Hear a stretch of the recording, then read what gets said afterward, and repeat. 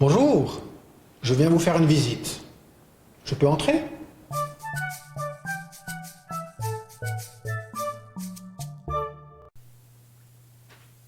Merci de m'accueillir. Je suis content d'être avec vous. Ça fait du bien de retrouver des gens connus. Ouais, comme vous dites, cette pandémie nous plonge dans un monde tout à fait inconnu.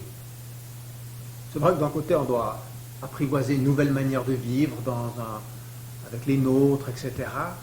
Et puis de l'autre, nous devons faire face à des questions qui sont assez angoissantes. Combien de temps tout cela va-t-il durer? Le système sanitaire, est-ce qu'il va tenir?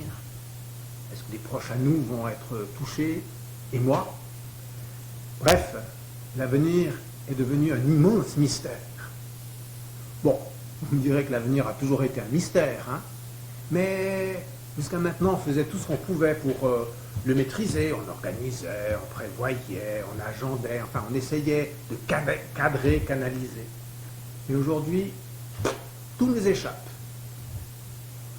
Comment est-ce qu'on fait pour affronter comme ça un monde inconnu?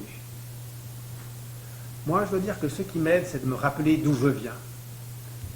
Quand j'étais enfant, le monde, en fait, était pour moi complètement inconnu. C'était un immense mystère. Et puis pourtant, je n'avais pas peur, ou en tout cas pas trop. Et pourquoi? Parce que dans ce monde, il y avait mes parents. Le monde pouvait être bizarre, l'avenir pouvait être inconnu. Moi, tant que mon papa et ma maman étaient là, pas de problème. Ils étaient en quelque sorte mon assurance dans l'inconnu.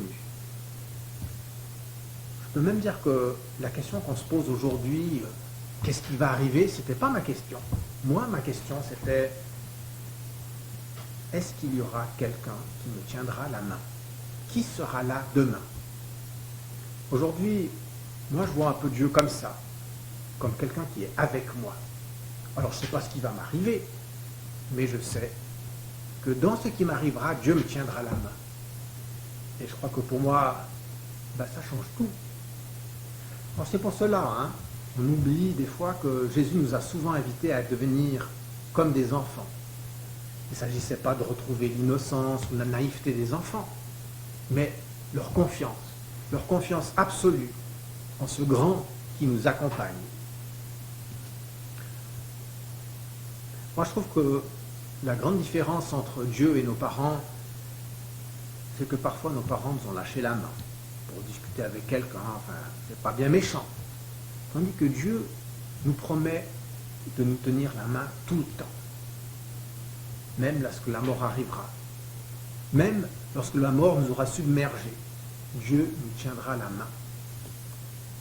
On peut dire, je ne sais pas si c'est très rigolo, mais que dans le tombeau, mon guide me tiendra par la main. Et ce qui est chouette, à mon avis, c'est qu'il connaît la sortie. Moi, c'est quelque chose qui me rassure. Vous trouvez que ça fait un peu de nous des gamins? Moi, dans cette image, je retiendrai plutôt tout ce que l'enfant retire de la présence de ses parents. Cette confiance, elle lui permet en fait, d'affronter le monde, d'explorer l'inconnu. Elle développe ses capacités. Alors que de l'autre côté, la peur nous paralyse. La confiance, elle nous libère. Et puis, elle nous rend plus forts.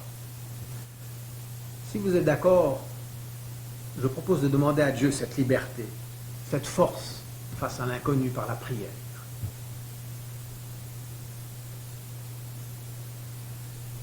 Notre Dieu, le monde, notre monde si familier, est tout d'un coup devenu étranger.